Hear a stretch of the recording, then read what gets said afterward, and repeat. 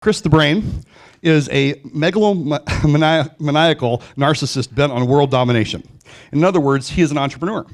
He has created diabolical plans and marketing strategies for dozens of companies and was the co-founder and president of Fat Adam Marketing for 5 years. He is currently working with me as Director of Operations for Cast a Bigger Net. He has help businesses develop sustainable marketing strategies. And finally, you can visit christhebrain.com to subscribe for his video podcast series and blog. So please give me a warm welcome as he comes to the stage. Come on, Chris. He's awesome.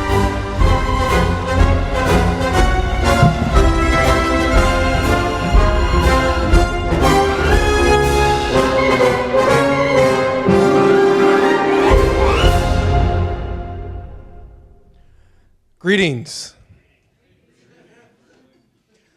My name is Chris the Brain, and I am a megalomaniacal narcissist bent on world domination. So, I am here today to talk to you about why be a supervillain and when it's good to be bad. So, supervillains are having a bit of a heyday as of late. They're becoming more popular. We're getting movies written about us. We're becoming the main character. We're all learning to root for the villain. So what has happened in society that's made the villain who we're starting to root for? So I have two main points about why it's good to be a supervillain.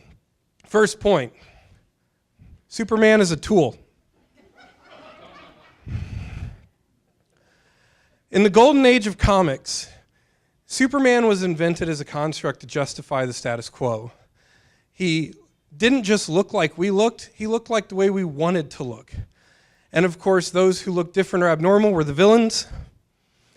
And you don't just have, of course, Superman, you have Captain America here proudly beating up on some foreigners, and Spider-Man brushing off local color. So, what comic books tried to teach us at first is that different looking people are evil. So you'll notice that the beauty awards do not necessarily go to the supervillain lineup. You have the nerds and the weird-looking people and all sorts of abnormalities.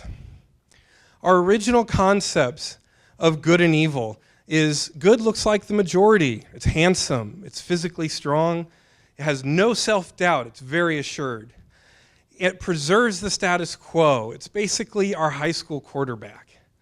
Bad is things that are ethnic or foreign. They're ugly. They're smart. They do things like read. They're conflicted internally, and they want to actually change society. Now, admittedly, take it over often, but, mincing words.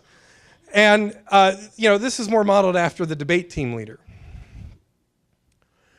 So the other point I want to make is that tomorrow's heroes are today's villains. And this is summed up by one of my heroes, Tony Campolo, in the phrase, "Sure, we like Dr. Martin Luther King Jr. now."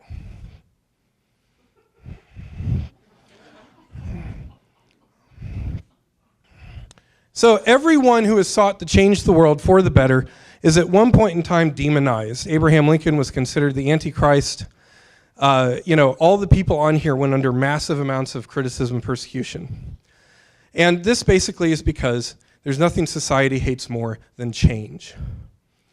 So, am I asking you to all be criminals or telling you to just disrupt things? Nope. Villains are people who just lash out at society. They're just the common criminal. I'm saying something much more diabolical. Supervillains are people who implement real change and actually try to create real change in the world systemically. So, question the status quo.